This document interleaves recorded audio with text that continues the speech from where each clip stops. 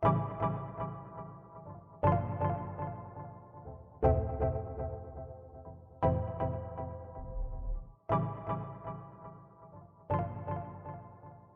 the League of Women Voters of Wisconsin, and I'm one of the organizers of this forum brought to you by the League of Women Voters of Dane County, where we strive to empower voters and defend democracy.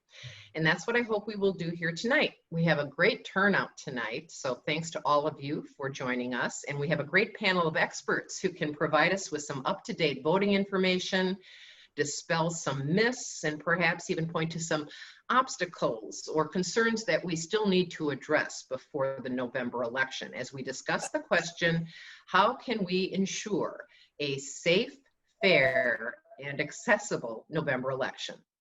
Above all else, I hope tonight we can together encourage everyone who wants to vote, and maybe even some who are sitting on the sidelines for various reasons, to be able to vote safely and confidently and have their vote counted. And I would love to have you participate throughout the hour by raising your Zoom hand so we can call on you to ask your own question, or you can type your question into the chat section and we will read it to our panelists. Do you have questions about the voting process? Here we are. What is your voting plan? Are you working to get out the vote? Do you have concerns about this election? What are they? So you can go ahead and start typing your question or raising your Zoom hand whenever you're ready. We will get to your questions as soon as possible. Be patient. We are scheduled to go for an hour tonight, but we can go over if there is a So we went over some of the Zoom features before we started, but let me give you a quick reminder because we have a lot of people also still joining us. You are going to want to be in speaker view. On most screens, that is located in the upper right-hand corner of your screen. You can click between gallery view, where you see everybody in their little video boxes, or speaker view, and then you will see an enlarged video of the person who is speaking, and everybody else will be in their little boxes. If you want to ask a question, click on participants, that's bottom center of your screen, and then you can click on raise hand. We don't want you to raise your hand like this because we can't see everybody. So click on that command and we will get notified that someone has a question. And then please click on lower hand when you're done asking your question, or if your question was already answered. If you are called on to ask a question, click on the microphone symbol, bottom left of your screen, to unmute yourself, and keep your microphone muted if you are not talking, because otherwise we'll hear a lot of background noise. Click it to unmute yourself, and then click it again to mute yourself when you're done with your question. And again, you can choose to have your video on or off by clicking on the camera symbol. Having it off can help you if you're having internet bandwidth problems. One more way to ask a question is to click on chat, again, bottom center of your screen, and type like a text your question, and then we can read it to our panelists. All right, I think that's it. Some of you know that I used to host call-in talk shows for Wisconsin Public Radio, and I'll tell you, radio was a lot easier than Zoom, in part because you couldn't see me scrambling around looking for things or talking off mic to my producers. I am very grateful to have Georgiana Hernandez, who is our program committee chair for the League of Women Voters of Dane County, helping me tonight. She will let me know when there are questions. She'll look for your raised hands, and then she will ask your question for us, or I mean, she'll ask you to unmute yourself and ask your question. If you are having any problems, you can also send her a note in chat, and then we can, she can try to help you with any technical issues you're having. So now I'm going to introduce our speakers one at a time, and I'm going to ask them a few questions to get us started. I'm going to start with political science professor Barry Burden. He is the director of the Elections Research Center at UW-Madison. Thanks for joining us, Barry. Well, thanks for having me. I will do anything the League of Women Voters asks. I'm such a fan of the group. And you are a friend of the League of Women Voters, and we really appreciate it. Thank you so much. Let's start with some news from yesterday. A federal judge extended the deadline for counting absentee ballots. Help us understand. Please explain what U.S. District Judge William Conley ruled yesterday and how it affects the November election. Yeah, so Judge Conley's order came down late in the day yesterday. It was in response to 4 lawsuits that he considered together. And I think the most important thing out of the ruling you mentioned already, he has said that clerks should allow ballots to arrive up to 6 days after the election, as long as they are postmarked by Election Day. And that may sound familiar because that's the same thing he ordered back in the April primary. The one difference this time is that clerks can begin reporting results on election night, whereas back in April, they were required to wait until the end of that 6-day period. There will be, I think, still some issues with postmarks. If you remember the debate about that in April, they are not affixed to every piece of mail, but I think it's a really helpful accommodation to deal with the difficulties of voting by mail this year. There were a few other things in his order. One is that the voter registration deadline is going to be extended by a week from October 14th, I think, until October 21. In addition, he is going to allow people to serve as poll workers outside their jurisdiction. There had been a rule that required people to serve locally, but given the real need for poll workers this year, he realized that was going to be an important addition. And then there are a couple other smaller changes. One is that if a voter has requested an absentee ballot and it hasn't arrived by late October, they can ask their clerk to send them a replacement by email. That's new, the email option. So for a limited set of voters who are stuck in that place of not getting the ballot they requested, the email option will be there. But I would also note the things his order did not change. There will still be a witness requirement on absentee ballots. The voter still needs to sign the absentee ballot envelope. Voter ID is still required. Lots of other things that the decision didn't touch. And it may be appealed. It's on hold for a week by the judge's order, and it's not the final word. This is Wisconsin, and there are likely to be other court involvements between now and Election Day. Yeah. Well, so stay tuned. How likely is it that it will be appealed? I would say it's certain to be appealed. There were, as I said, 4 lawsuits with different plaintiffs, and then 4 defenses of those lawsuits by the legislature or by the Elections Commission. They appealed the case back in April and got some wins back from that. So I think this will be appealed probably in the next few days. We'll hear something about that. And then there'll be a waiting game to see what the appeals court in Chicago has to say. And that may come, I don't know, early October, if we're lucky. If the ruling stands and they can, we can continue to accept absentee ballots 6 days after the election, does that mean that we're not going to know who won the election in Wisconsin for 6 days? Yeah, it would be nice if elections weren't close. If we had a clear verdict on election night, but Wisconsin is one of those states that tends to be close. If you remember the governor's race 2 years ago and the presidential race 2 years before that. If it's close, we're unlikely to know or have, we will never know on election night, but we won't even have a good sense as to who the winner is on election night. I think before this judge's order came down, there were some jurisdictions around the state that were saying they would not be able to complete all of the ballot tabulation on election night. I think Milwaukee was one of those. Now they will have an extra 6 days for ballots to trickle in. And so each day you can expect the vote totals to be updated, and they may take us in a different direction than things look like on election night. So I think we do have to change our expectations as voters and poll workers and activists. Election night is never final. It's never the official result. And this year it's likely to be more unsettled than normal. More breaking news today. Governor Evers issued another public health emergency and extended the statewide mask mandate to November 21st. And this also could change with legal challenges. But Wisconsin is a COVID hotspot now with cases spiking. I know you're not Dr. Fauci, Barry, but how might the pandemic affect the November vote? Is it safe to vote in person at the polls? I think it is. You know, if you travel to the grocery store to buy groceries every week or two, you're probably exposing yourself to as much or more risk than you would at a polling place.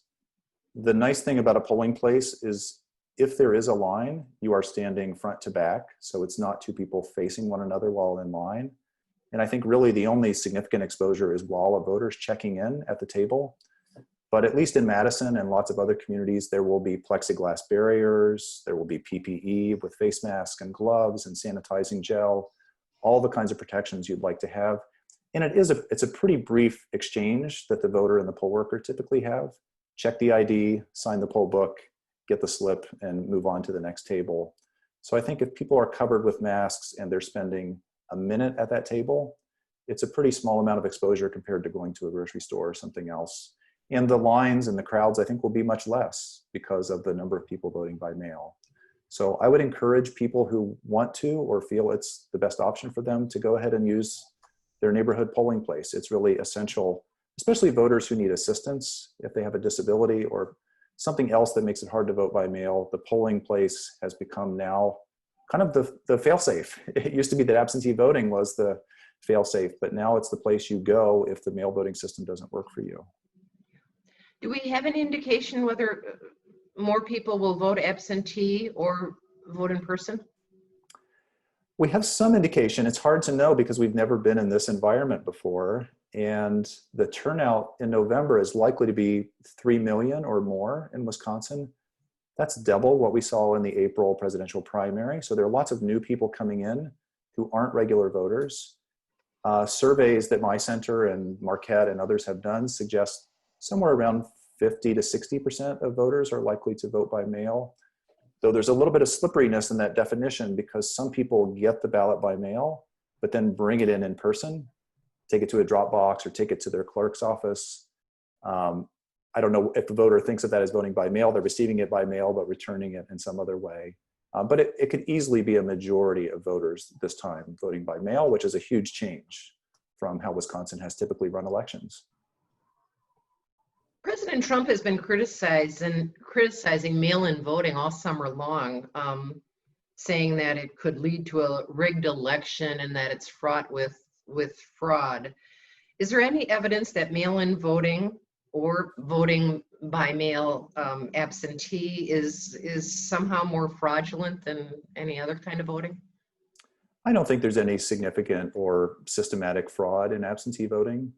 There are some additional risks, I think, when you move from voting in person to voting by mail. There are many more people involved, the Postal Service and your clerk and the voter. And so I think there are some concerns along the way, but for me, there are more concerns for the voter who has to navigate that process. And there are just lots of places where it can go wrong along the way, like a voter leaving off the witness signature means that that ballot may not be counted. States have been voting or allowing absentee voting for over 100 years. The first states began toying with absentee voting during the Civil War when soldiers were away from home. And there are now, I think, 5 states going into 2020 that do all of their ballots by mail, and even more are mailing out ballots automatically this year at maybe 10 or 12 states. So absentee voting's been around for a long time, and it's only gotten better. It's become more secure, more efficient, and more reliable.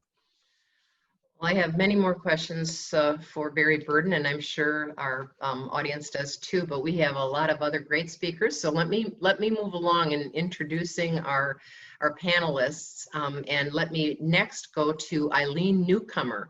Eileen is the Voter Education Manager for the League of Women Voters of Wisconsin. Hi, Eileen.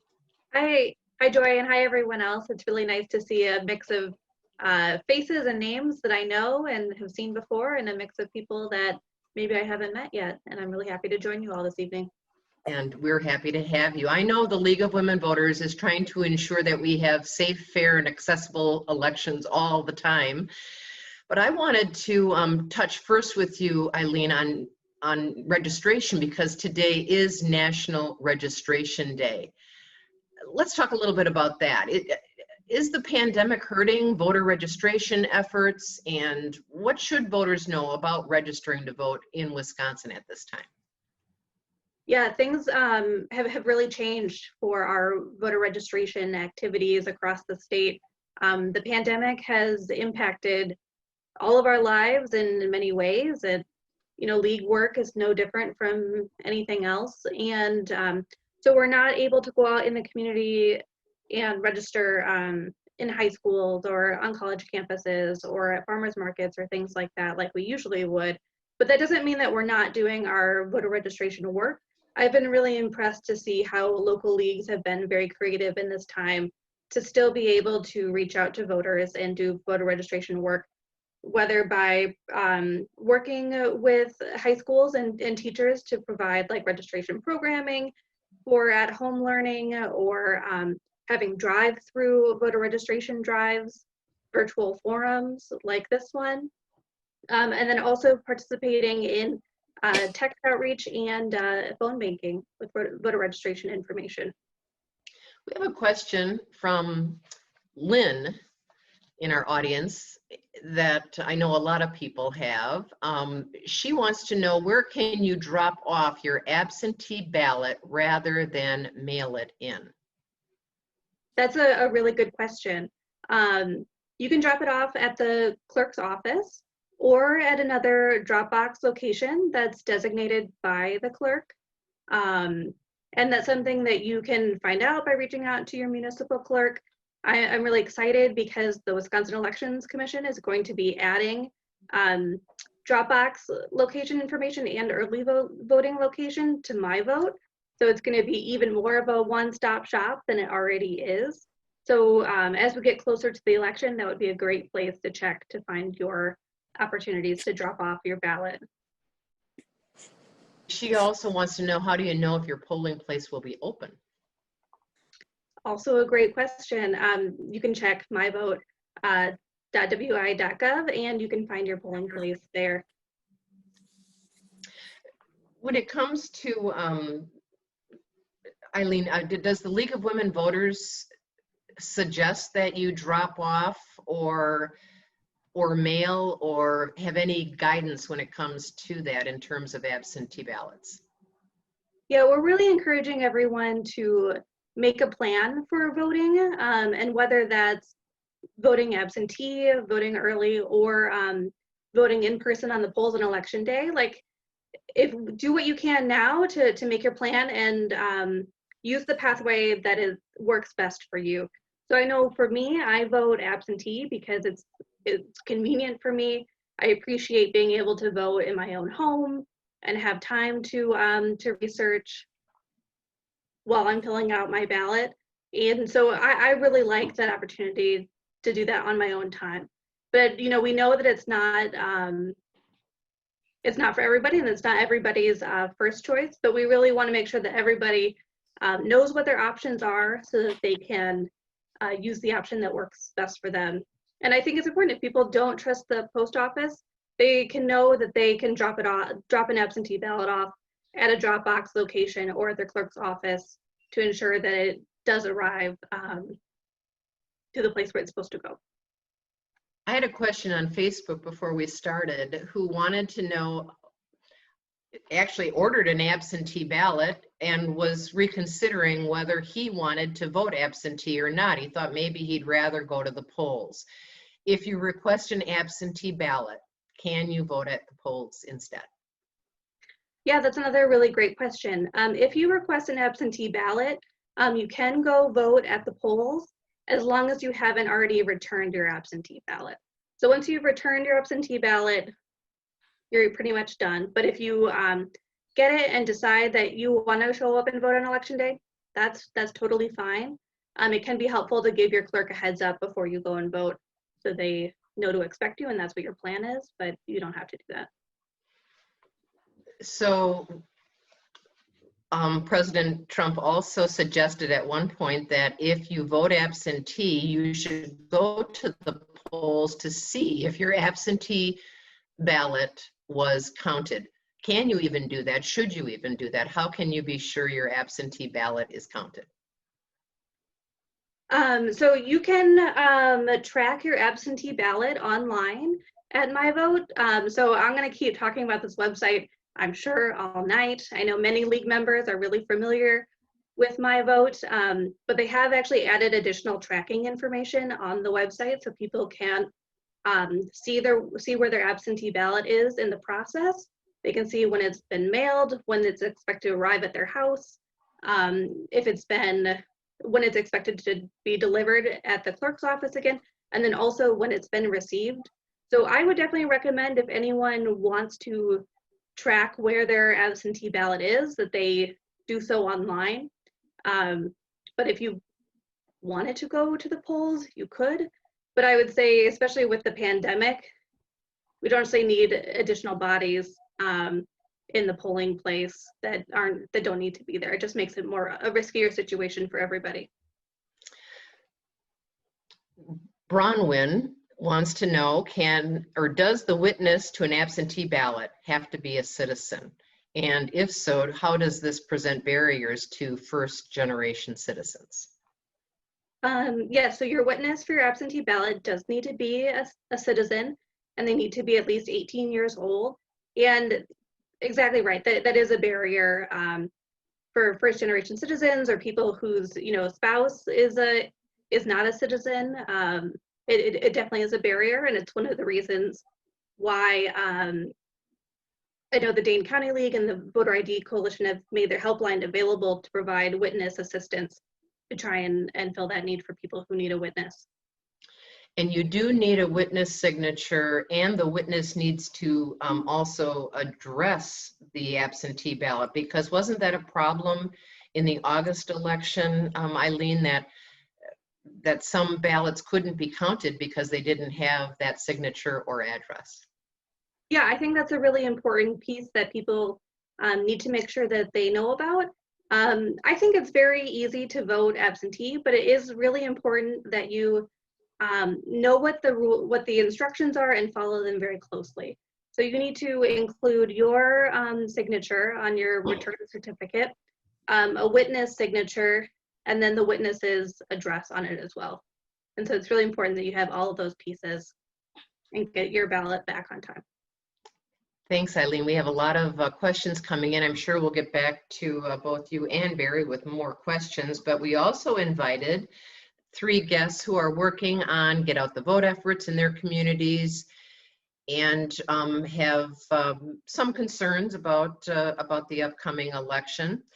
We have with us next a past president of the League of Women Voters of Dane County. She is currently the vice president of the NAACP Dane County branch, Ernestine Moss.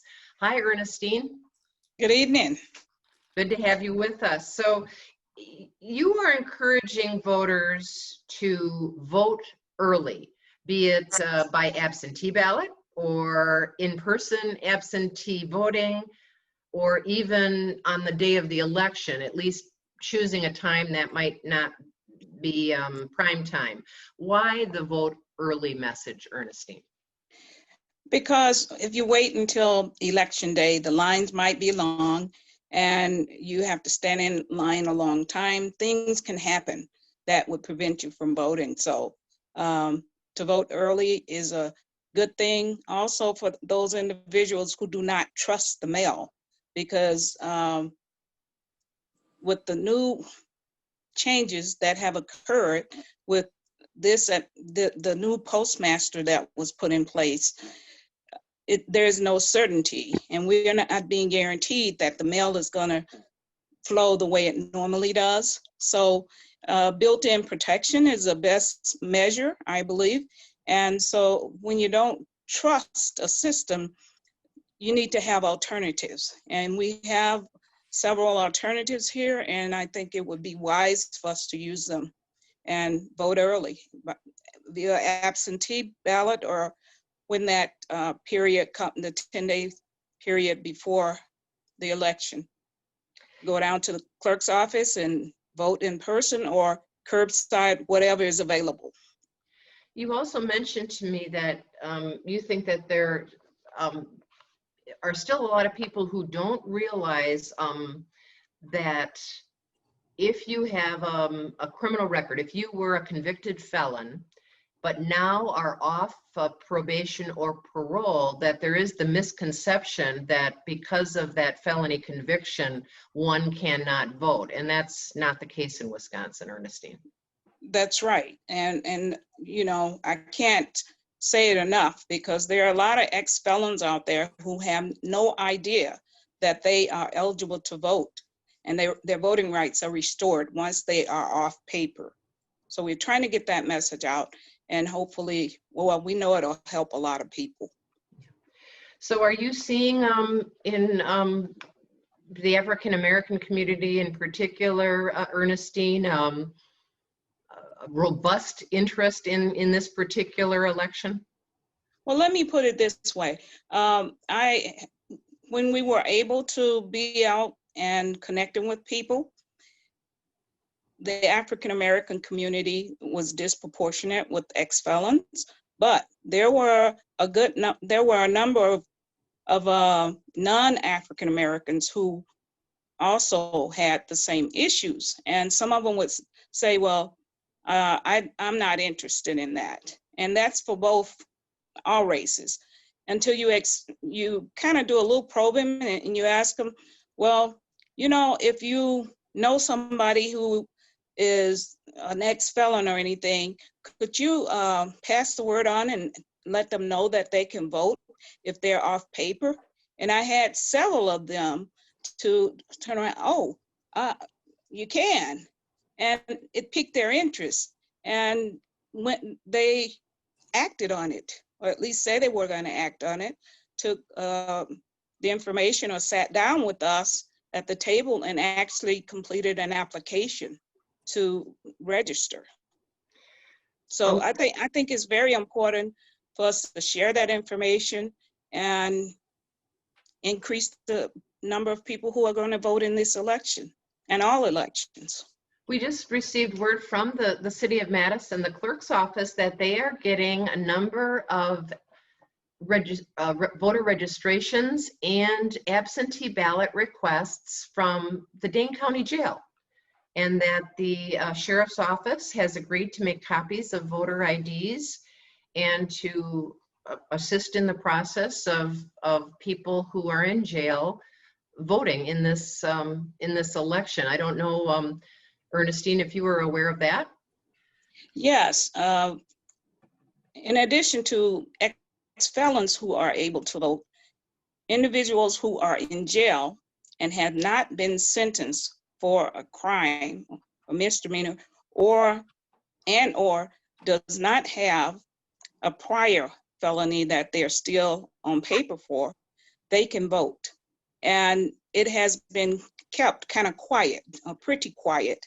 And so with the help of All Voting is Local, the ACLU, the NAACP, and other partners writing a letter to the county jails recently, it seems like we're getting some movement. So I'm glad to hear that, because I had contacted the same person over a 2-year period.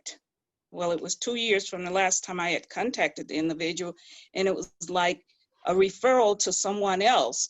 And I had to say, "Well, you were the same person I talked to with the last election, and you said that you were gonna do something about this and people would be able to vote in presidential years," because the habit has been that they would go to the jails and get people registered to vote in a presidential year like this year. But for some reason, there's no continuity. So they are looking at actually hiring staff, social workers or somebody to designate it to help get these individuals registered so that they can vote. So I'm glad to hear that news. Thank you, Ernestine. I'm sure we'll get back to you as we go along. Let me introduce our next guest. Siti Hadara is a UW-Madison student. She is an intern with the Wisberg New Voters Project. Wisberg is the Wisconsin Public Interest Research Group. Hi, Siti. Is Siti with us? Oh, there she is. Hi, there she is. Good. So tell me, what are you doing with your Get Out the Vote efforts? What are you doing to get students registered and or pumped up to vote? So we've really been utilizing social media since this summer. We've been on Twitter.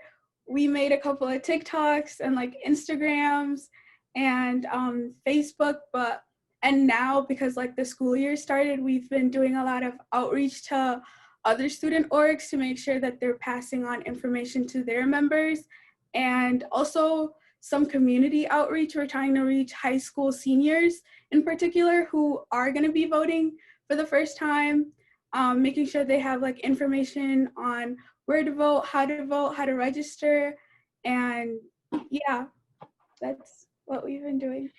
And you are not so concerned that the pandemic, the COVID spike, has caused, at least temporarily, a cancellation of the in-person registration events on campus?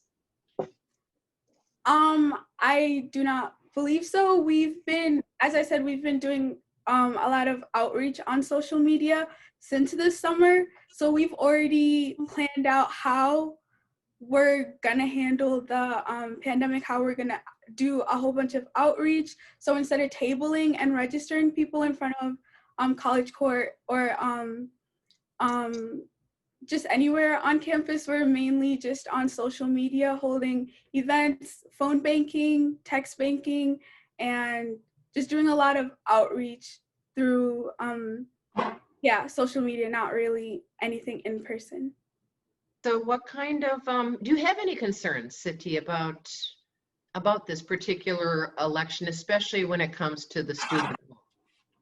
I do not have any concerns. I think we're doing a really good job outreaching, and we also set up our own studentvote.org website where students can pledge to vote safely or just pledge to vote for the November election, and then also register to vote on there. You don't have to be from Wisconsin. Our chapter is specific to all of Wisconsin, but you don't have to be from Wisconsin to register to vote. Like, it can redirect you to your state. So we're really trying to make sure all the students on campus know that they can still register to vote, whether they're here on campus or like back at home. Good. All right. Thank you, Siti. We will move on now to our next panelist, Bianca Tomasini. She's an organizer with Voces de la Frontera's Madison chapter. Hi, Bianca. Hi. Thank you very much for having me here. Can you hear me? Yes, I can. Thank you very much for joining us. So, what are your concerns? Do you have some concerns about how the voting process relates to the Latinx community? Well, yes, I do have several, and I think one of the most critical ones are the changing of rules all the time. You know, people in our community are often working two jobs, even within the pandemic, or have, especially now with children, is what I hear. It's hard to keep track of what are the rules, you know, in terms of when can we vote and how do we submit this absentee ballot that you're asking me to. You know, we're trying to encourage that, but people are actually distrustful of the changing of rules and what has happened before. In terms, you know, in April, that the things were changing day by day, and so they are telling me we are doing some distanced and hopefully safe voter outreach, and they are telling me that they will definitely not vote by mail. So, you know, I think people are very distrustful of the situation of the system. But in addition, then it becomes a problem. Sometimes people are first-time voters. I have worked with several, and then they will need somebody, you know, to guide them through the process. And sometimes the materials are not entirely clear. You know, I try to also with the absentee ballots, you get these instructions. Those who do get them, they get the instructions, and they're all in English. And these are people who definitely, you know, are bilingual and can you know, read just fine, and but those sets of instructions can sometimes be a little bit confusing. How is the witness supposed to look at you? You know, from where? And these kinds of things would be good to have in Spanish as well. And then the first-time voters. Yeah, I've had a few people like that who, you know, how do I find a witness? So it's good that, so, you know, and I think we need to promote that helpline number to everybody so they have access. Yes. In fact, that gives me a cue to say it again. The helpline is 608-285-2141. This is the League of Women Voters voter helpline. It's now statewide, and it can help people with specific voter issues, including getting a new voter ID, witnessing absentee ballots, navigating the state's My Vote Wisconsin website, and a lot of other things. So you can text or call the helpline for assistance. I'm going to bring Eileen back just to talk a little bit about the having voter information in written in Spanish. The league has started to do that, isn't that right, Eileen? That is right. Yeah, and as we have begun to have more materials available in Spanish, we've really noticed that there is almost a complete vacuum of information available in Spanish, other than like the registration form. My Vote's available in Spanish. The bringit.wisconsin.gov site is available in Spanish, which is the photo ID website. But beyond that, there is limited information out there. So we have really been trying hard to increase the amount of Spanish information that we have available. And so we have some up on our website. We do translate our candidate responses into Spanish as well, and those are available on vote411.org. But, you know, and especially with these changes that come so quickly, it's hard for people to keep up if their first language is English, but that's not necessarily translated in the news for other people to keep up with the information as well. So it is a real challenge and a real barrier. And Kathleen, who's with the league, reminds us that one of the 3 staff for the helpline is a native Spanish speaker, and there are also Spanish-speaking volunteers for the helpline. So at least that is a answer to someone's question: are there any Spanish language speakers on the helpline? I wanted to bring in Barry once again because Bianca and Ernestine both mentioned a distrust in the mail system, and I'm wondering, Barry, should, with the policy changes that had taken place and equipment that was apparently removed from the post office, or at least we heard was removed from the post office, should we trust the U.S. Postal Service? I think you should trust but verify. The Postal Service is a beloved institution. It gets very high marks from the public when asked in surveys, but we also know it's imperfect. We've all had letters or packages that are misdelivered or arrive late or returned to sender without good reason. And they will be handling in Wisconsin maybe 1.5 million or 2 million absentee ballots. There are going to be some problems. So I think the way to mitigate that for voters is to start early. That's the advice you're hearing tonight. Get registered now, get the ID, and request that absentee ballot if you want to vote by mail. And that then gives you more time to let the Postal Service be imperfect.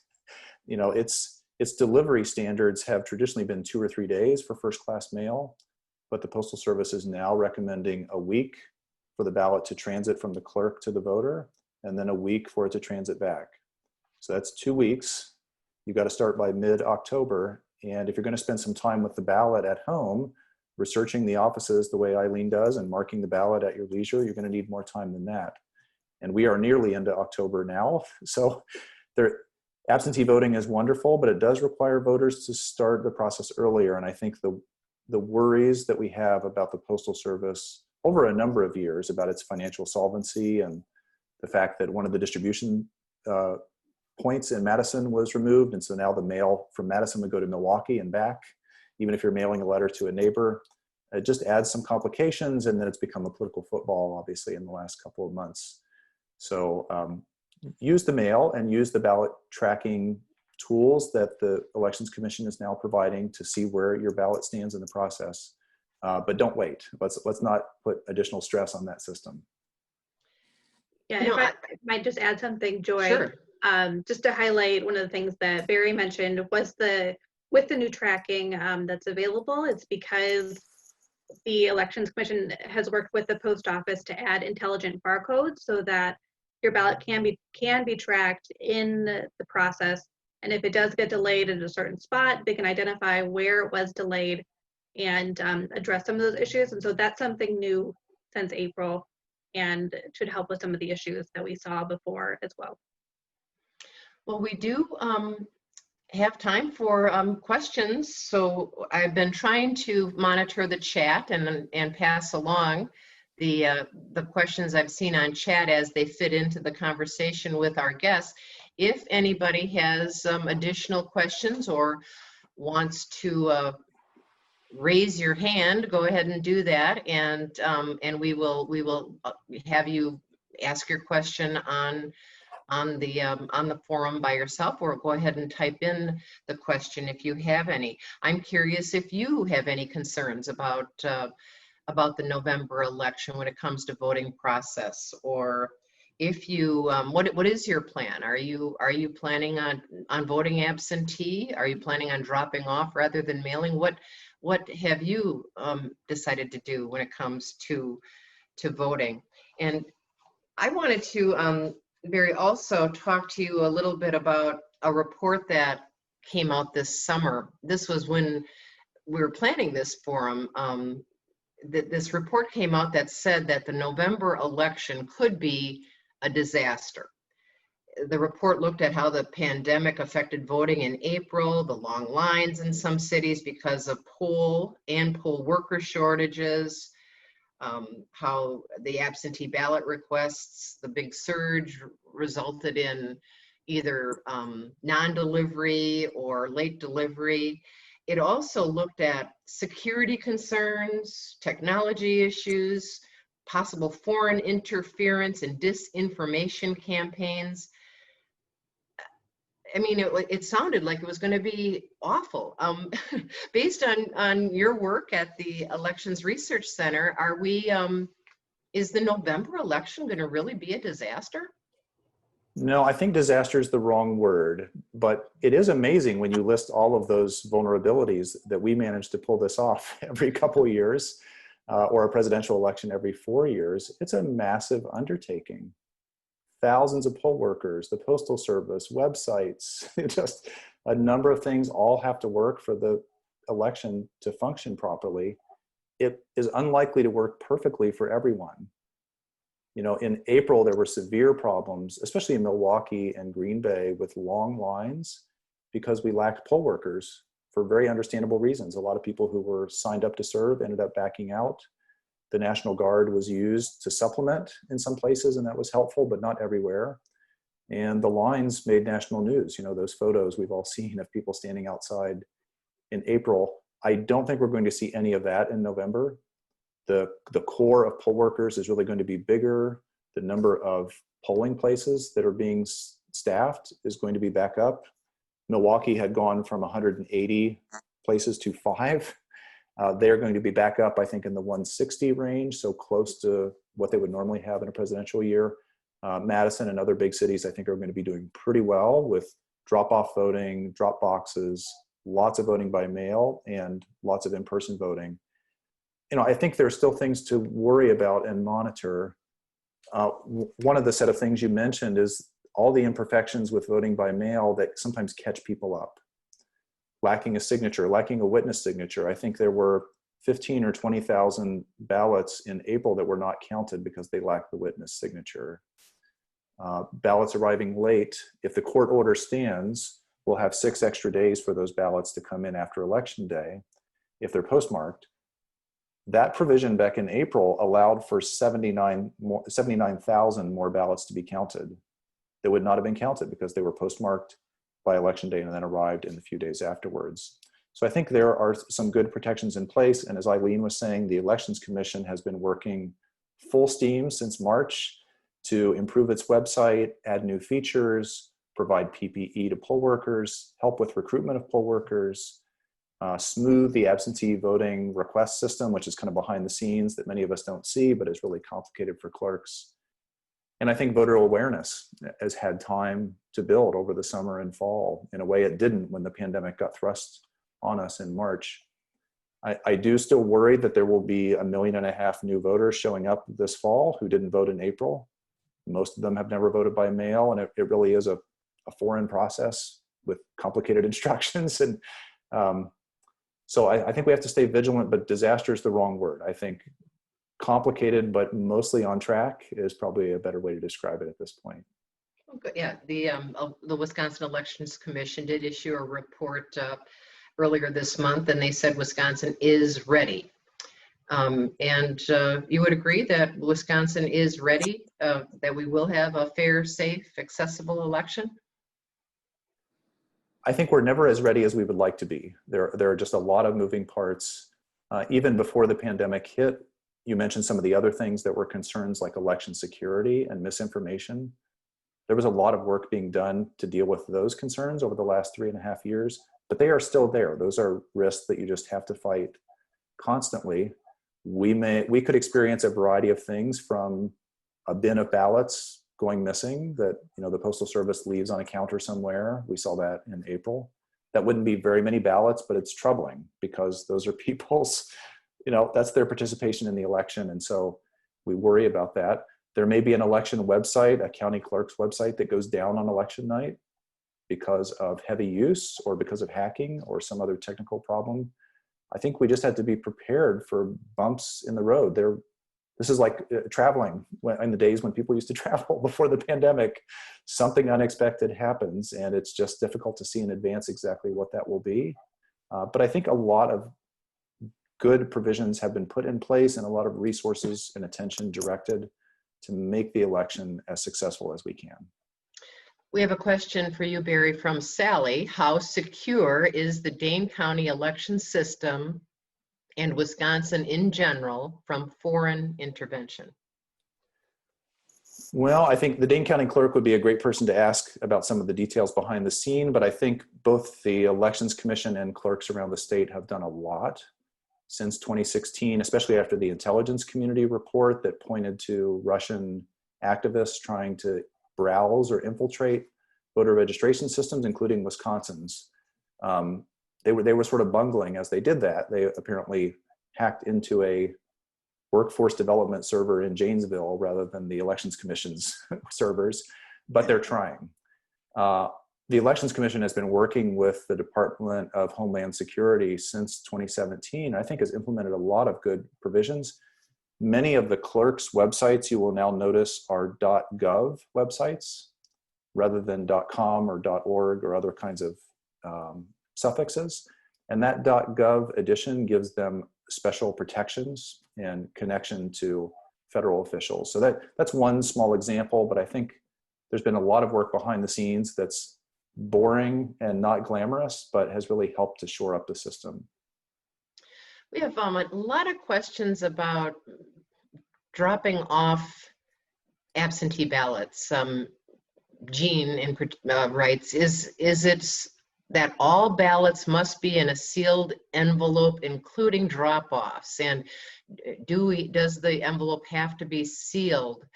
Eileen, maybe I'll go to you on what are the nuts and bolts when it comes to what the ballot needs to be when you drop it off. Yeah, this is an interesting question. I haven't been asked this specific question, but I do know that all ballots need to be in an envelope with the absentee ballot certificate on it. So it has where you would sign, where your witness would sign, and put their address on there. If you don't have a witness and you are taking advantage of one of like the city's services where maybe they are offering witnesses to be a witness for your absentee ballot, maybe you would want to arrive with your certificate envelope and your ballot without it being sealed so that you can vote your ballot in front of your witness and then put it in the envelope and seal it. But I don't think that they would just take loose ballots from people.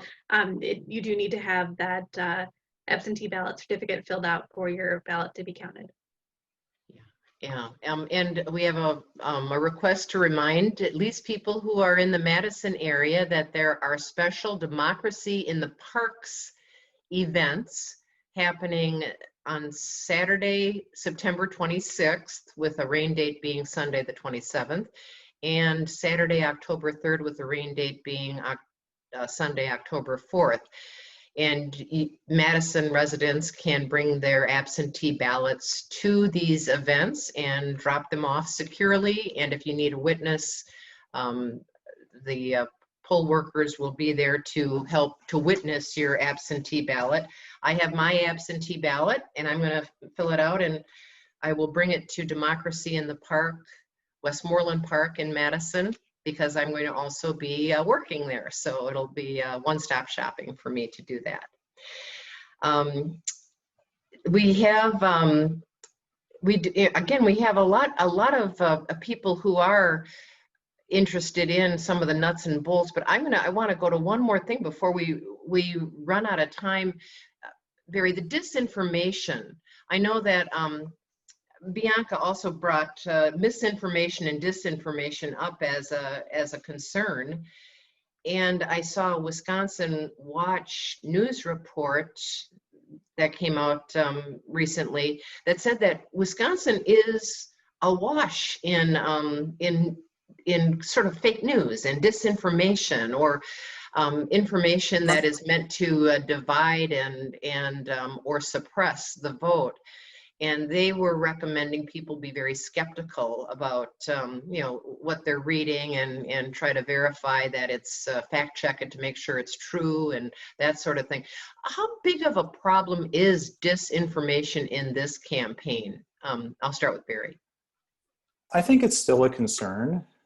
This kind of information is circulating either intentionally to misinform people or unwittingly, often on social media. And Wisconsin is one of the targets. One of my colleagues at the university, Young-Mi Kim, has done a study of the kind of misinformation campaign that went on Facebook in 2016, primarily from Russian activists. And Wisconsin was one of the few states that were targeted as part of that effort. So we know Wisconsin is a key battleground state, and so do people in other places that want to either sow chaos or actually influence the outcome. So I think we have to be vigilant about it the way we are being vigilant about everything during the pandemic. This is just one more thing to watch, and to turn our friends and family to official trusted sources when there's a question. There's a reason Eileen keeps mentioning My Vote. It's because it's the place where there's factual information coming from the people who actually oversee elections. So when in doubt about something you see on email or a neighborhood discussion group or Facebook, go to those places. I think it is more tempting, or just there's a more possibility for those misinformation campaigns to have an effect as we get closer to election day, because people's passions become more intense and things are moving very quickly. For example, the court decision yesterday will be appealed. There'll be an opinion from that. And so the rules may be in flux as we go from now to election day. And then we have actually elected officials and candidates saying things that may be distorting the truth as well. So I think we do have to kind of anchor ourselves with the things we know are true and go to official sources whenever we can. And Eileen, the League of Women Voters of Wisconsin has a social media watch type campaign going on? Yeah, so we are working with Common Cause Wisconsin and Common Cause National to have a social media monitoring program here in Wisconsin.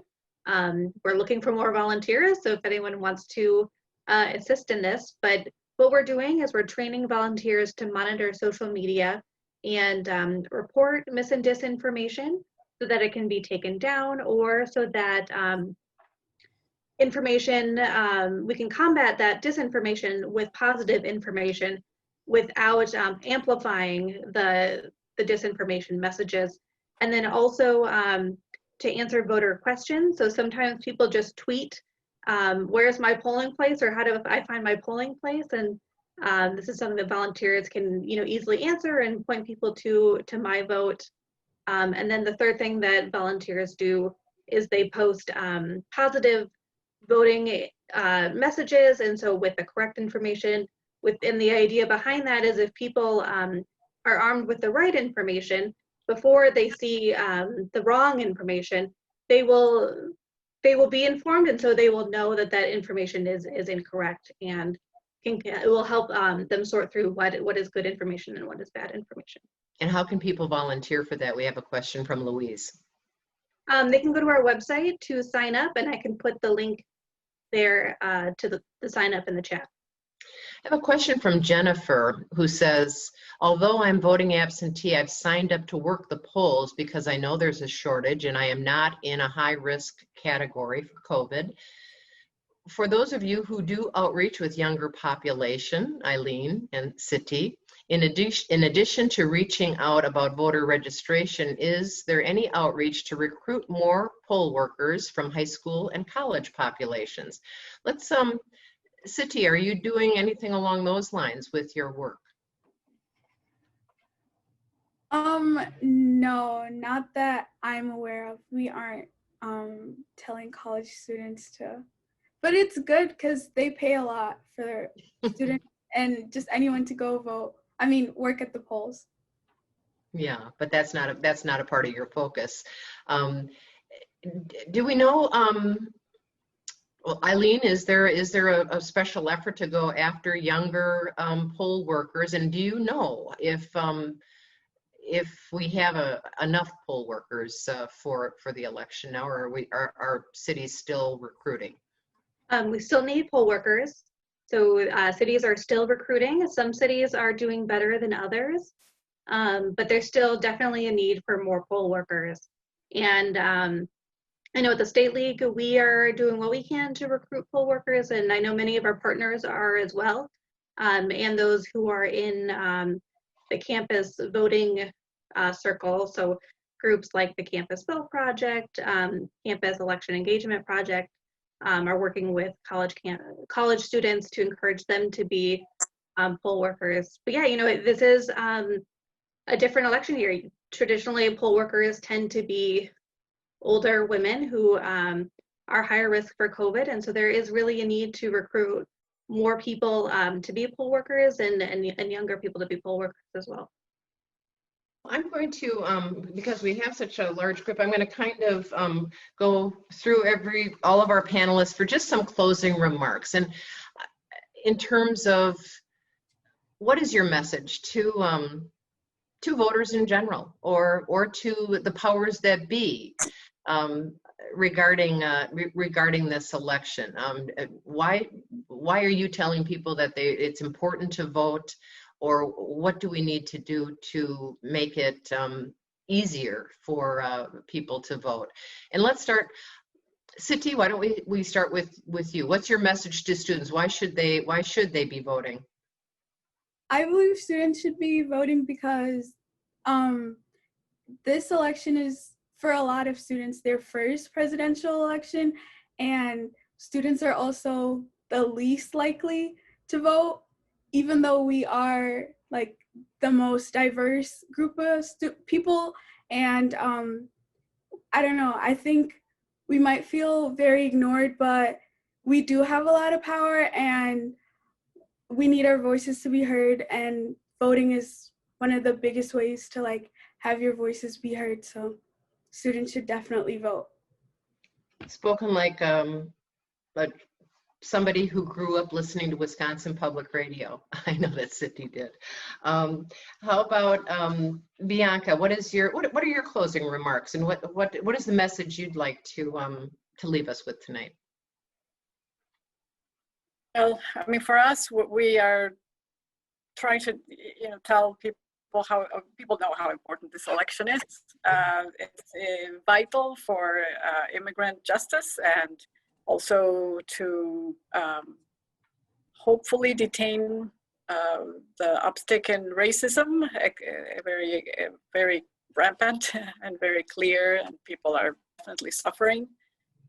But it's, in terms of elections and voting, I think it's good if officials also keep in mind that not everybody has available internet all the time, and like my community is not yet, especially, it's very nice that the League of Women Voters is offering these translations, but I think it'll take a while before people get the hang of going there. So I still would hope that an official, or maybe TV stations would promote voting more, in terms of instead of so much weather or sports, they could, emphasize on a semi-daily, basis that there's an election coming and this is what you do, in terms of getting yourself registered or absentee ballot, etc. So those, obviously it's the election of a lifetime, and there's so much at stake, including the health of the planet, in my view. Thank you. Some good points. Ernestine, what message would you like to leave us with tonight in terms of the November election?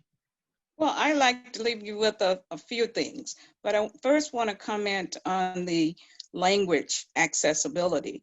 The Dane County Voter ID Coalition got a funding, a grant. Actually, the grant came to the League of Women Voters of Dane County to support the efforts of the Voter ID Coalition. And in that, we have established a language line so that people from various backgrounds can call in and get assistance. So it's not just limited to Spanish and Hmong. It's probably closer to 100 languages.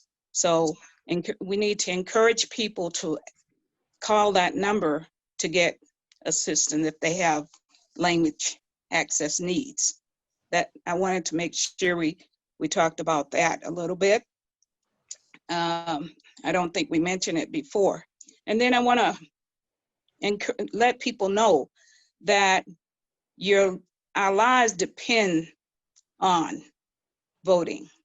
It is the only circumstance in which we're all equal. One man, one woman, one vote. So we are all on the same playing field.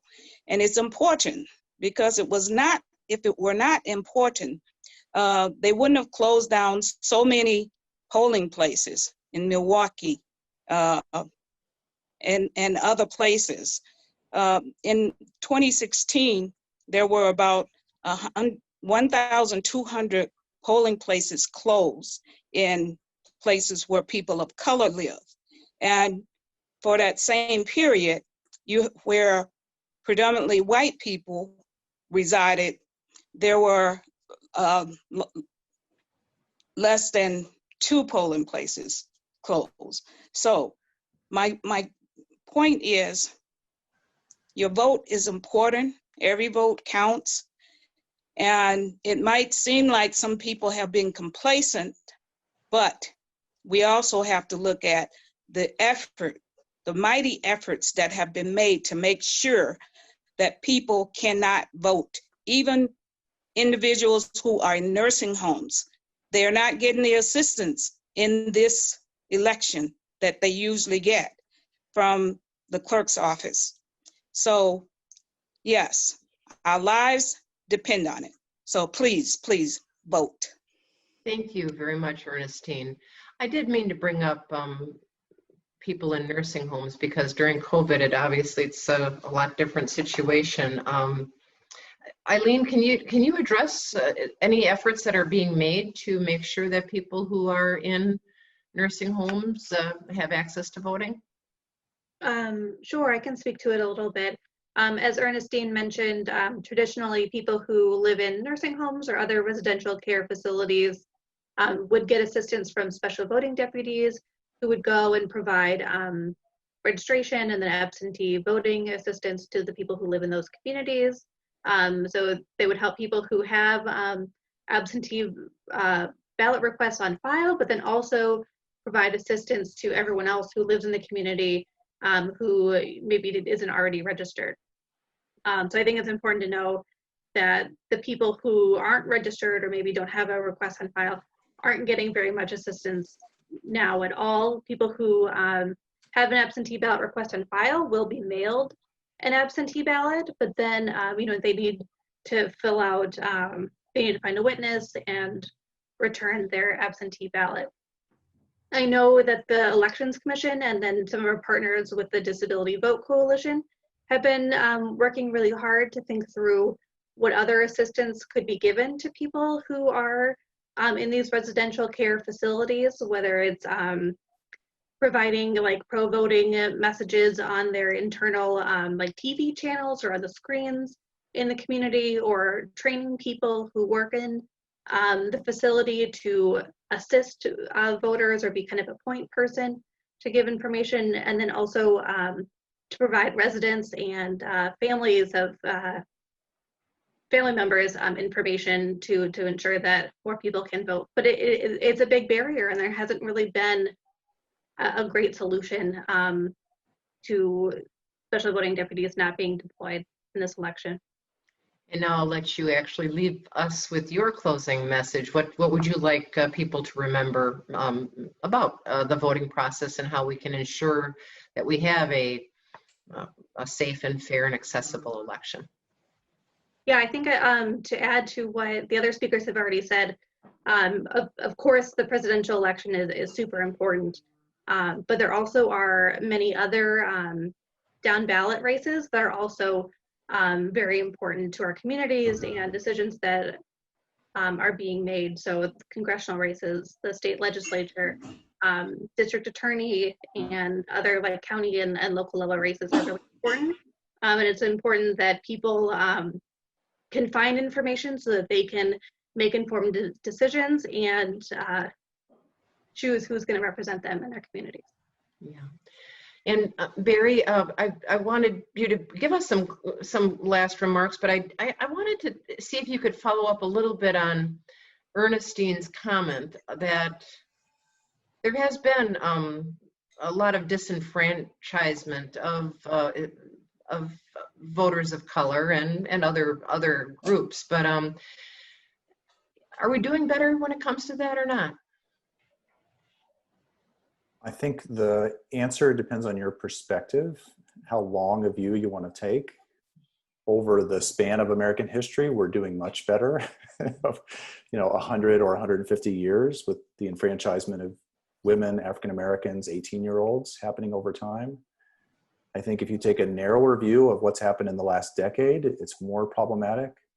The battles that are going on in legislatures and courts over voter ID requirements, over how much absentee voting can happen, over the rules by which students are treated, about felon disenfranchisement, if you watch what's happening in Florida, and the ongoing battle there about that provision that was passed by voters 2 years ago to allow former felons to vote, and they had been banned for life.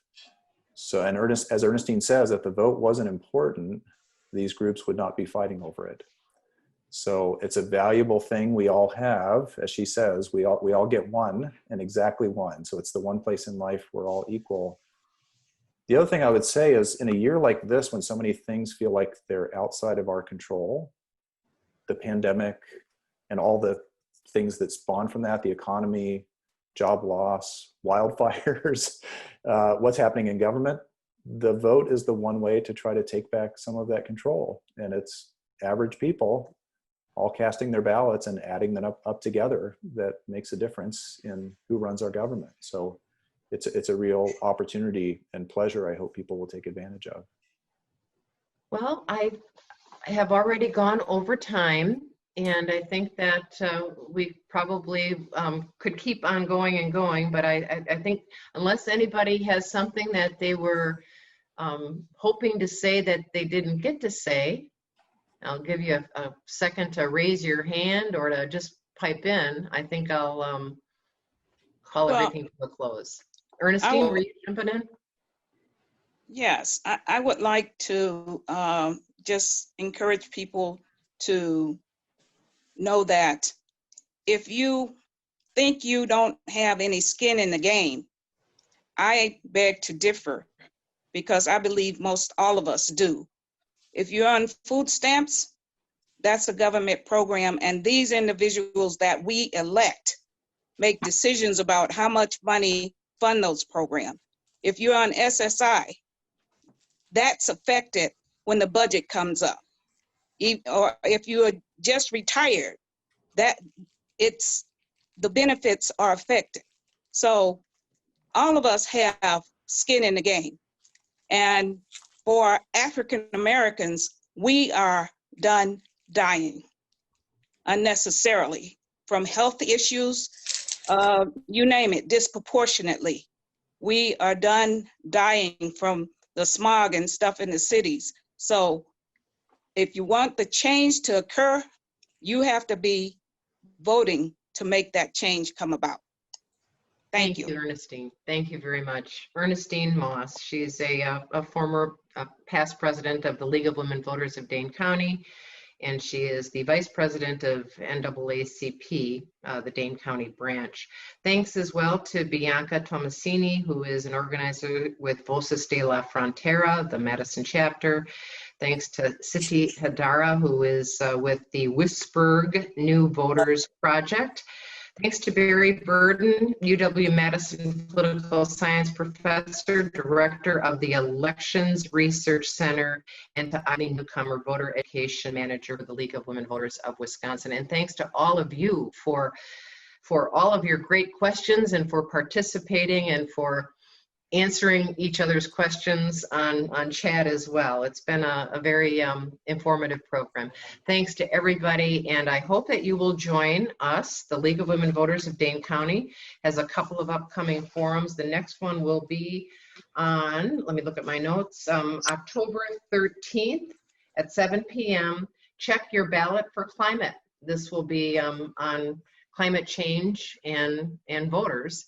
That's October 13th. And on November 12th, Wisconsin's Path Forward, election and redistricting. So thanks, and see you next time. Thank you for having me. Thank you very much. Bye-bye, everybody.